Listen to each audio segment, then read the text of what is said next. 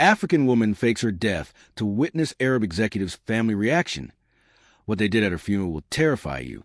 She gave everything for love, left her village, crossed borders, changed her faith, all for a man whose family never accepted her. But when she disappeared, leaving only a note behind, they thought she had died heartbroken. What no one knew is that she was watching, disguised, hidden, silent, and what she saw at her own funeral, orchestrated by the Arab executive's powerful family, will haunt you forever. This isn't just a story of betrayal. It's a story of ultimate revenge, buried pain, and the terrifying truth behind appearances. Before we begin, make sure to subscribe to the channel, like this video, and turn on notifications. That's how we bring more jaw-dropping stories like this straight to you. Are you ready for a story that will shock you, shake you, and make you question everything about love, power, and loyalty?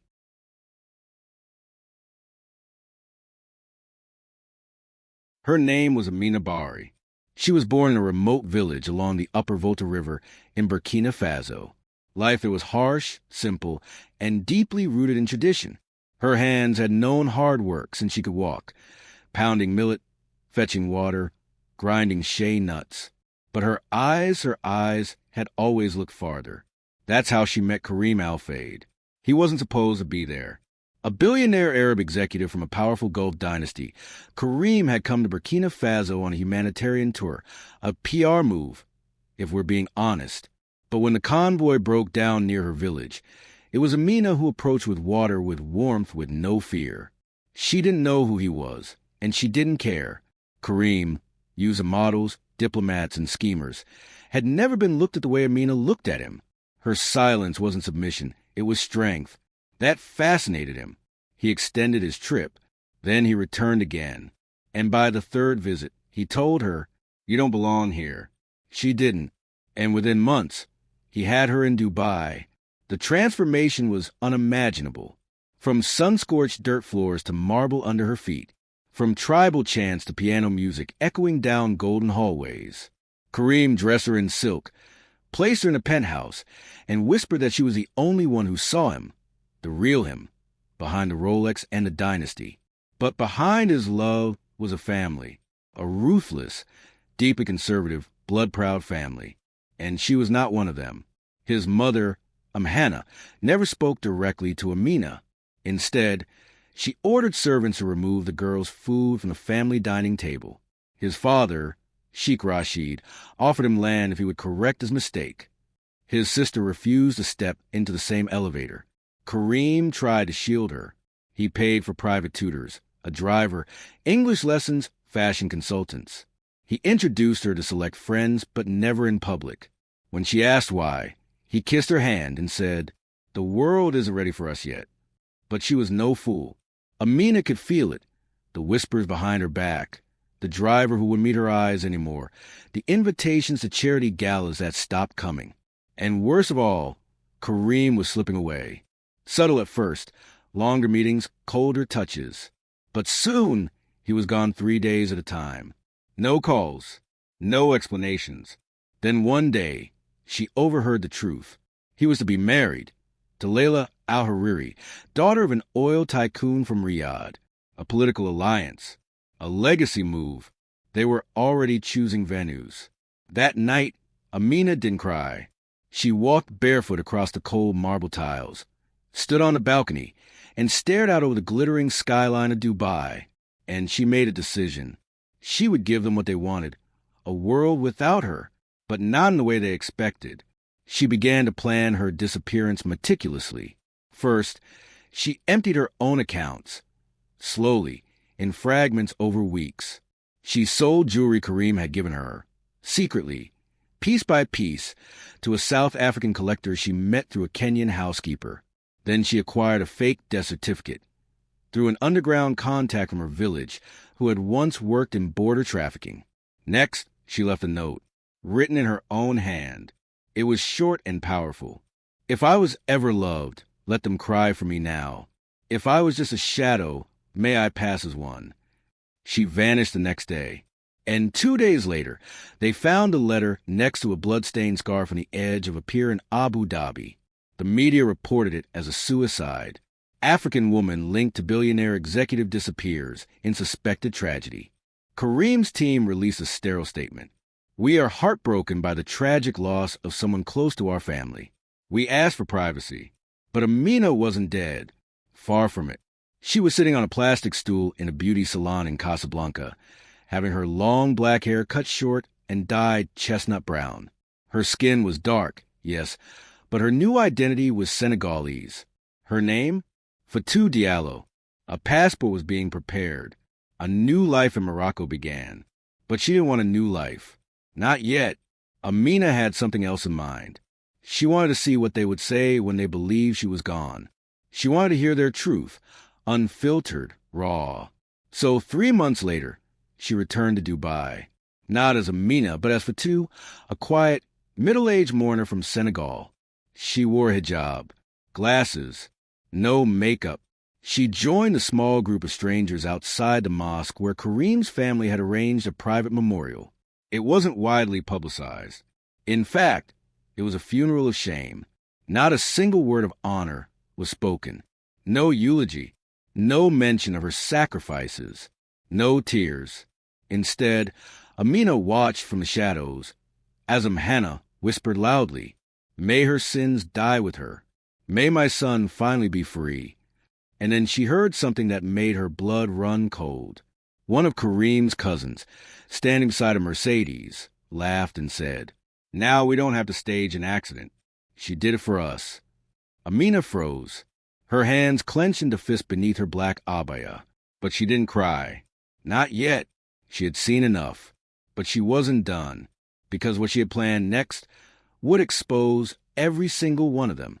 3 days after the funeral, Amina was still in Dubai, hiding in plain sight. She rented a modest flat in the Al Quoz industrial area under her alias Fatou Diallo, using cash. No one asked questions. She blended into the migrant shadows, workers, cleaners, invisible women. But unlike the others, Amina was watching. Every morning, she sat at a grimy internet cafe, scanning social media, news articles, and Kareem's public appearances. The man who once begged her trust him was now parading through society galas with Leila al-Hariri on his arm. Not even 6 weeks after the funeral, Kareem was smiling in magazines. Dubai's golden couple, they called them. It made Amina sick, but she wasn't interested in rage. She was interested in precision. She began with the driver, the one who had quietly disrespected her, who she'd once tipped generously. His name was Najib, a 30-something Pakistani expat who had worked for Kareem's family for 8 years. Amina found his contact through a laundry service that catered to elite chauffeurs. She posed as a recruiter from a French film production and offered him double his wage for a short-term, confidential job. Najib took the bait. She rented a black SUV, paid in cash, met him at a fuel station outside the city. Inside the car, Amina removed her sunglasses. Najib froze. His eyes widened. "You're dead," he whispered. "No," she said calmly. "I was erased." He tried to open the door, but she locked it. "I'm not here to hurt you," she said. "I'm here to hire you." She slid a thick envelope of dirhams across the console. Then another. "Double if you answer my next question honestly." Najib licked his lips. His hand hovered over the envelope. She asked, "Was Kareem involved in what happened to me?" A pause. Then he whispered, "Not directly." She stared at him, cold, silent. But Najib continued, voice trembling. "His mother paid someone, a fixer, to find a way to move you. Quietly, you disappear before they could." Amina's heart was pounding, but her face never cracked. She nodded. "You'll drive for me now, for 7 days, and forget this ever happened." Day 1, she had Najib follow Kareem to his office tower downtown. Day 2, they followed Leila's car to a private women's salon where security was lax. Day 3, she trailed Sheikh Rashid to a hidden guest house known for housing mistresses. Day 4, she gathered names, servants, drivers, assistants, everyone who knew secrets. By the end of the week, she had enough. But she didn't want revenge by fire. She wanted collapse. From within, She booked a luxury suite at the Four Seasons Jumeirah, pretending to be a Senegalese diplomat's niece. Paid in advance. From there, she set the trap. Step 1. Leak the affair. She anonymously sent photos of Sheikh Rashid leaving the guest house to a well-known Emirati gossip blogger with ties to the royal family. Within hours, it spread through elite WhatsApp circles like wildfire. The family patriarch, a supposed pillar of purity, was exposed. Step 2. Expose the money. She dropped documents, real ones she quietly copied during her time living with Kareem, into a secure tip line for the Dubai Financial Authority. Fraud. Shell companies. A fake charity in Mauritania. All tied to Kareem's personal accounts. Step 3. Release the truth. From a burner phone, she texted select members of Dubai's elite a cryptic message. The African girl you buried wasn't dead. She was silenced, and now she's speaking. Attached was a voice memo. Her voice, telling her story. No tears, just truth. Chilling, dignified, undeniable. By day 10, Dubai was burning, not with flames but with whispers. The Al Fayed family withdrew from public events. The Hariri engagement was postponed. Kareem went silent on social media. Investors began pulling out of his real estate fund. Even Hannah stopped appearing at charity luncheons. But Amina wasn't done. She needed one last confrontation. She arranged it carefully through a former maid from Kareem's mansion, whom she had quietly found and paid well. The woman had been fired months earlier, accused of stealing jewelry Amina herself had given her. The woman agreed to help. The setup was brilliant in its simplicity. Amina sent a message to Kareem using the maid's number. If you want to know the truth, meet me where we began. She chose the pier, the one where the scarf was left, the one where they believed she had died. It was nearly midnight when Kareem arrived. Alone, no guards. He stood at the edge of the dock, suit wrinkled, eyes sunken. She stepped out of the shadows, her hood down, her face fully lit by the moon. He gasped, "Amina?" She said nothing at first, just stood there, alive, unbroken, more powerful in her silence than he'd ever been in his wealth. He stumbled forward. "They told me I thought you were dead," she said. Her voice was low, controlled. "I didn't know. I didn't want this." "You wanted freedom," she replied. "And now you have it, along with shame." "Amina, I saw your family. At the funeral. I heard them laugh. I heard them thank fate for my death."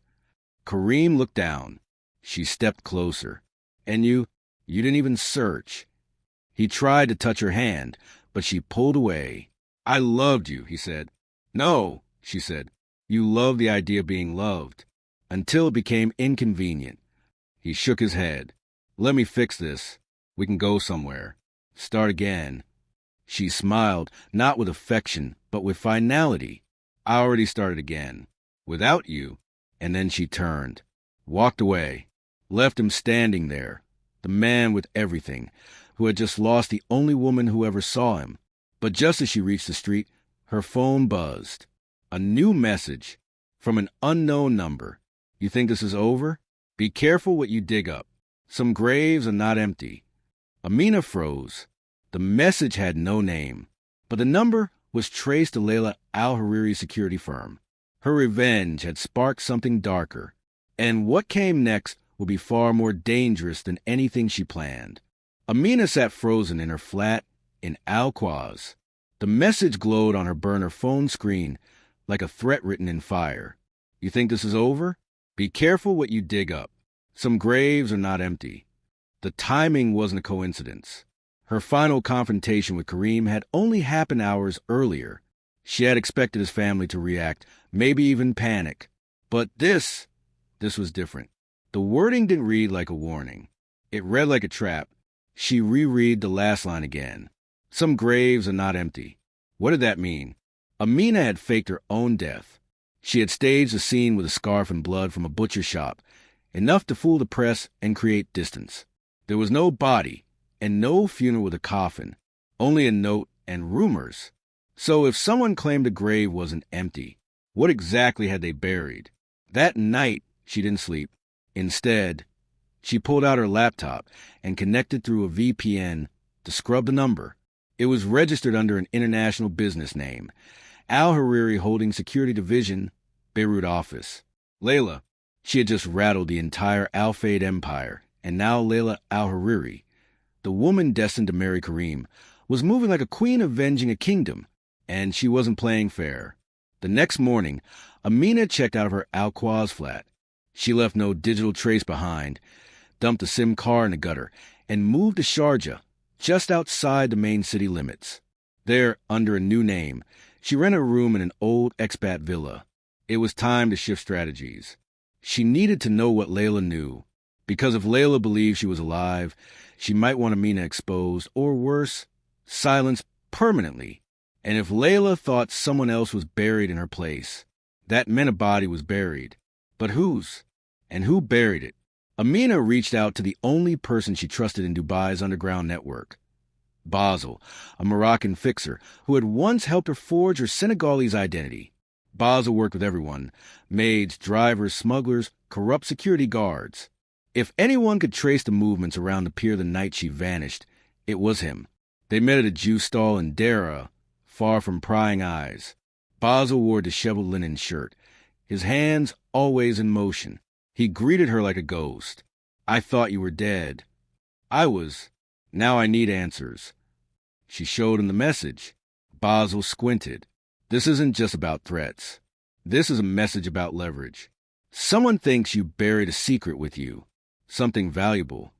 Amina nodded. "Can you find out who they buried in my place?" Basel blinked. "That's a serious ask." She handed him an envelope. "So make it worth the risk." 3 days passed. On the 4th day, Basel returned. He looked shaken. "I pulled surveillance. From port security, old footage, private cameras nearby. That night, after you left the scarf, another vehicle arrived. 2 men carried something wrapped in plastic. It was dumped where you staged the blood." Amina's stomach dropped. "A body?" Basel nodded. "And here's the worst part. The body matched the height and weight you listed on your fake death certificate. Amina, they didn't believe you were dead. They made sure you were." Her voice cracked. "Who was it?" "I asked around. I think it was a Kenyan housemaid, undocumented. She had no family. Vanished from the system weeks before your death." Amina sat back. Her lungs stopped moving. They had buried an innocent woman in her place. "Why?" she whispered. "To cover their tracks. If anyone opened an investigation, they needed a real body to match the story." She nearly vomited. Rage twisted inside her like a blade. How did Leila know? Basel shrugged. "I bet someone tipped her off. Maybe Kareem's mother. Maybe Kareem himself." Amina's voice dropped. Or maybe Leila had someone inside the operation the whole time. Now it made sense. Leila had power, but not just from her money. She had a network, surveillance, enforcers, maybe even leverage on Kareem. And if Leila was playing this game, Amina needed to go further. She no longer wanted just to shame them. She wanted to dismantle them. She began planning something no one expected: a public resurrection. Amina knew how Dubai society worked. Reputation was everything. Rumors were currency. And nothing destroyed a family faster than scandal, especially if it came from inside. She would return, not as Fatou, not as a ghost, as herself, but not quietly. She reached out to a freelance reporter she once met during Kareem's early press appearances, David Moss, a British journalist who had recently been blacklisted for investigating real estate fraud among UAE royals. He was hungry, he was angry, and he had nothing to lose. She messaged him anonymously. "I have proof the Al-Fayed family faked the death of a woman they tried to erase. I am that woman." David's reply came instantly. "Where and when?" They met in a parking garage near the creek. David was in his 40s, grizzled, with tired eyes but recorder always in hand. He didn't say a word for the first 3 minutes as Amina showed him documents, photos, surveillance footage, and the forged death certificate. She laid it all out: her love story, her disappearance, the fake funeral, the buried maid, the threats. By the end, his hand was trembling. If I publish this, he said, they'll come for me. They'll try. Amina said, but you won't be alone. She handed him one final file, a video she had recorded. Her face, full screen. Her voice calm. My name is Amina Bari. I was brought to this country under promises of love and protection. What I received was silence, manipulation, and near erasure. But I did not die. They did not bury me. And now, I am coming back. David uploaded the story 3 days later to an independent platform hosted from Iceland. It exploded. Within hours, Twitter in the Gulf was on fire. Hashtag AminaLives was trending. Telegram groups swarmed with leaked details. A human rights organization reached out to confirm her location. International media picked it up. The BBC, France 24, Al Jazeera, and back in Dubai, the Al Fayed name was collapsing. The Al-Hariri family immediately severed ties with Kareem. Sheikh Rashid stepped down from 3 board positions. Hannah released a hollow statement about deep regret and misunderstood circumstances. And Kareem? He disappeared. No one knew where he was. Not until Basel returned again, this time with photos. Kareem's in Turkey, he said. I have friends in Ankara. He's hiding, or regrouping. Let him hide. Amina said he knows what he lost. But Basel held out a second photo, one that made her stomach twist. It showed Kareem walking into a building. Beside him, Leila Al-Hariri. Together, not enemies, partners. Maybe they had never broken off the engagement. Maybe everything, the shame, the retreat, the fall from grace, had been an illusion, a sacrifice, a calculated PR move to make it look like they were victims too. Maybe Leila had wanted Amina to expose the family, so she could rebuild it on her terms. Amina had played her part, and now, something darker had taken root. The game wasn't over. It had just begun. Amina had been played, not by Kareem, not entirely, but by Leila Al-Hariri, a woman she had never met in person, but whose fingerprints were now all over every turn of the story. Leila had not just known about the fake death. She had used it. Let Amina destroy Kareem's family name. Let her become the torch that burned down the old dynasty. And now, she and Kareem were rising from the ashes, together. And Amina? She was the match discarded. But she wasn't going to be erased again. She stared at the photo Basel had brought her. Kareem and Leila entering the discreet building in Ankara. It was a boutique security firm, outwardly Turkish, but quietly funded by Gulf money. According to Basel, it provided services for royals, CEOs, and discreet international deals. I need to know what they're planning, Amina said. Basel raised an eyebrow. You're asking me to break into a fortress. No, she said. I'm asking you to do what you're best at. Find people who talk. Within 72 hours, Basel delivered. A receptionist, 21, broke, desperate to leave Turkey. She agreed to talk. For a price. Her voice was recorded, her face hidden. But her words were clear. They're planning something in Abu Dhabi. A new foundation. Public launch next month. It's not just about business. It's political. Leila is running everything. Kareem barely speaks. The new foundation's name? The Noor Accord. It was being framed as a human rights initiative. Ironic beyond measure. But what chilled Amina was what came next. They have a list, the receptionist whispered. People they need to neutralize before the launch. There's a folder with photos. One of the names was Amina Bari. The woman didn't know more, but it was enough. Leila didn't just want to rebuild the family name. She wanted to eliminate the only person who knew how she built it. Amina was officially a target. She relocated again. This time to Tangier, Morocco, a place where borders were flexible and identities were as fluid as a tide. She rented a room above a fish market under the name Selma Kadira, posing as a traveling art dealer. In reality, she stayed off-grid, living in silence, scrolling through news and press releases. Everywhere, the Noor Accord was being praised. Western diplomats called it a turning point in Gulf cooperation. Humanitarian leaders quoted Leila's words about renewal, and healing. Even feminist blogs were applauding her fierce independence. It made Amina feel sick, but she was patient. She'd learned not to strike in rage. She waited, quietly gathering threads. She tracked event dates, names of journalists invited to the launch, the venue, a private estate near the Emirates Palace, closed to the public but open to cameras. She knew what she had to do. She would crash the launch, publicly, on camera, with evidence. But she needed help. So she reached out to the only person whose hands were dirtier than Kareem's but whose loyalty could still be bought, Aziz Maroon, an ex-operative from Lebanon, now blacklisted and hiding in Oman. Aziz was a ghost, a fixer of broken reputations, a manipulator of public narratives.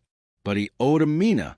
Years ago, she had covered for him during a false terrorism accusation when they had both crossed paths through Basil's network. She had saved his life.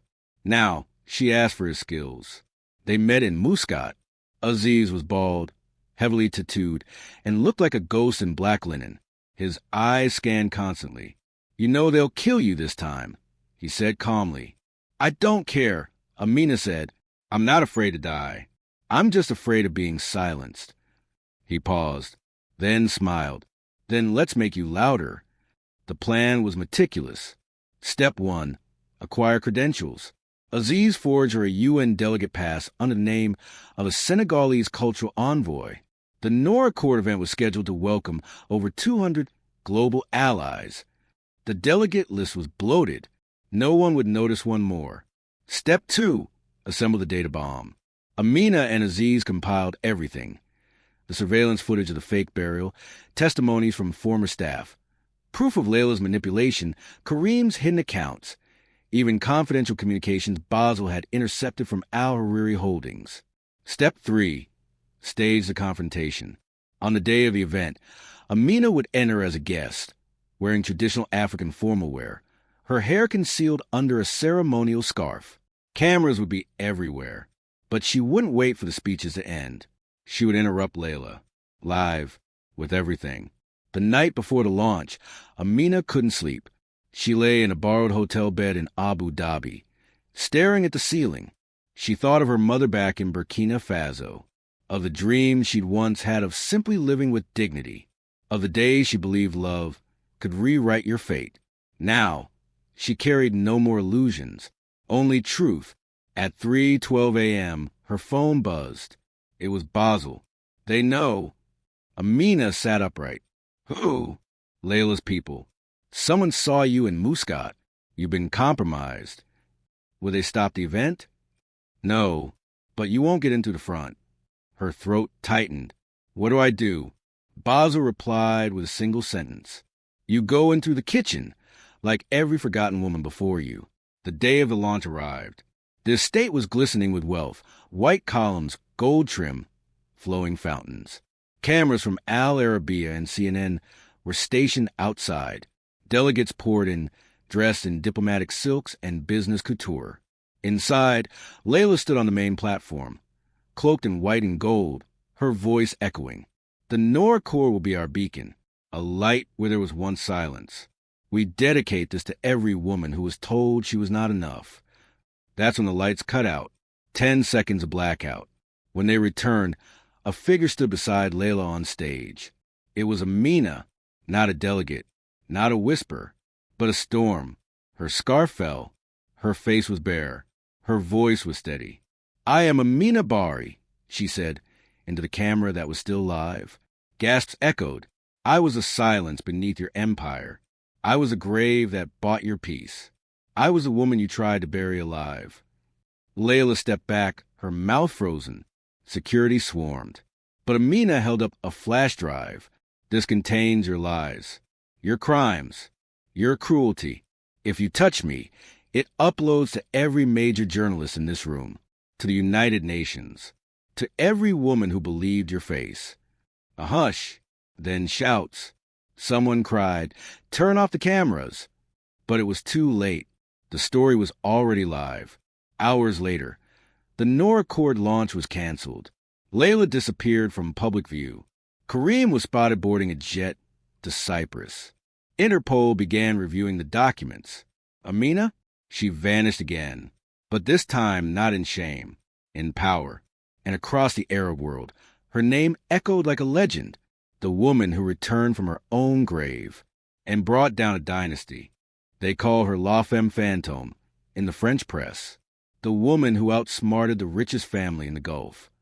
In Senegal, they hailed her as a national symbol. In Morocco, graffiti appeared overnight, Amina Vive. But in Dubai, her name was poison. After the Noor scandal, half of the elite closed ranks. The other half started talking. Leaks poured out about Kareem's offshore holdings, Leila's silencing of whistleblowers, donations rerouted through sham NGOs. Every Emirati household with a television had now seen the moment Amina stood on that stage, eyes unblinking, hand raised like a verdict. But behind the headlines, the danger hadn't disappeared. It had evolved. She left Abu Dhabi through the mountains, not through airports, through smugglers. She disguised herself as a Somali porter and crossed into Oman by foot. She paid with diamonds hidden in the heel of her shoe, remnants of Kareem's gifts, sold to a Ukrainian expat in Tangier.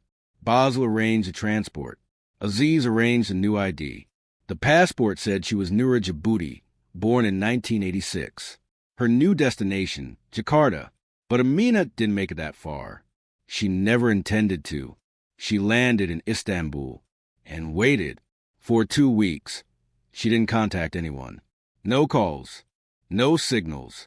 She lived in a crowded women's hostel under a fake aid worker's identity. She washed dishes. She kept her head down. Until one night, as she was returning from a corner grocer with a bag of lentils, a woman slipped beside her in the dark alley behind the hostel. You embarrassed very powerful people. Amina didn't turn her head. She kept walking. They sent men to Senegal. To Morocco. They think you're dead again. Finally, Amina stopped. Who are you? She asked. The woman handed her a folded card. It read, Investigative Alliance of Stateless Women, Istanbul Chapter. Under it, a name, Farah Rashid. I read about you, Farah said. You don't need to run anymore. You need to teach. The following month, Amina sat in a room with 7 other women. All had been silenced by powerful men, oil barons, politicians, sheiks, generals. One had been married to a Libyan arms dealer. One had escaped a trafficking ring in Qatar. Another had survived a forced sterilization in an Emirati prison. They weren't victims anymore. They were organizers. And what they wanted was Amina's knowledge. Not just her story, but her methods, her tools, the way she had used media, forged identities, manipulated digital footprints, and turned symbols into swords. So Amina began to train them, not in violence, but in exposure. The first operation was small. A Saudi princess who'd buried her Ethiopian maid after she fell from a balcony, covered up the death, paid the police. The maid's sister had been seeking justice for 4 years. Amina helped write the story, leaked the surveillance footage from the hotel, contacted the right freelance journalist in Berlin, timed the release with the princess's art gala in Paris. Result? Interpol notice. Visa revoked. Brand collapsed. Next, a Lebanese billionaire with ties to a Syrian war criminal. Then a Jordanian prince who'd fathered a child with a Tunisian student and left her stateless. Amina's fingerprints were invisible, but her signature was unmistakable. But revenge has a way of circling back, and hers was about to come full circle. One evening, Basel called. The line was scrambled. The voice was rushed. You need to hear this, he said. He played a recording. A man's voice. Cracked. Nervous. I saw her. She's in Beirut. She's with him. Kareem. But he's not himself. What do you mean? He's sick. He barely speaks. She controls everything now. Leila, she's turned him into a puppet. Basel paused the audio. According to this source, Kareem hasn't been seen in public for weeks. There are rumors. Mental breakdown. Drugs.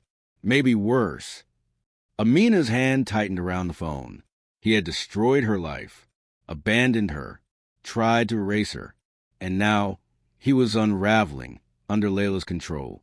She felt no joy, only curiosity. That week, she traveled to Beirut under the name Salma Idrissi, posing as a Tunisian architecture student. Aziz met her in Hamra. "I can get you into the compound," he said. "But there's something else." "What?" He handed her a tablet. "A video. Leila, in a private interview. Unreleased footage." She was sitting on a couch, legs crossed, her voice slow. "Kareem? I saved him. He was too weak to rule. Too emotional. He wanted to forgive that girl. Even meet her. I couldn't allow that. His love would have destroyed everything." "So you manipulated the situation?" The off-screen voice asked. Leila smiled. "Manipulated? I liberated him." The video ended. Amina's jaw clenched. She had suspected Leila was pulling strings, but now she saw the whole web, and it was time to tear it down. She waited until midnight. Then, dressed as a nurse, she entered the private clinic on the edge of the city where Kareem was supposedly recovering. Inside, the halls were silent. Monitors beeped. Marble floors gleamed. She passed no guards. No alarms. As if the building itself had surrendered. Room 12. She opened the door. And there he was. Kareem Al-Fayed, once the Lion of Dubai. Now thin, pale, staring blankly out the window, lips moving silently. His eyes didn't register her. Not at first. She stepped closer. Her voice trembled. "Kareem." He blinked, slowly turned. "Amina?" The word came out like dust. She stood at the foot of his bed. "I came to ask why." Tears welled in his eyes. I didn't know. Leila said, "You were gone." She said I had to move on. That you hated me." Amina didn't respond. He wept. "I should have looked. I should have known." And then, barely above a whisper, he added, "She owns me now." She left without another word. There was no rage left. No justice in watching a man already destroyed. Only clarity. Leila hadn't just manipulated events. She had weaponized grief. She had orchestrated a death, a silence, a downfall, and rebuilt her empire on top of it. So Amina made her final decision. She wouldn't hide anymore.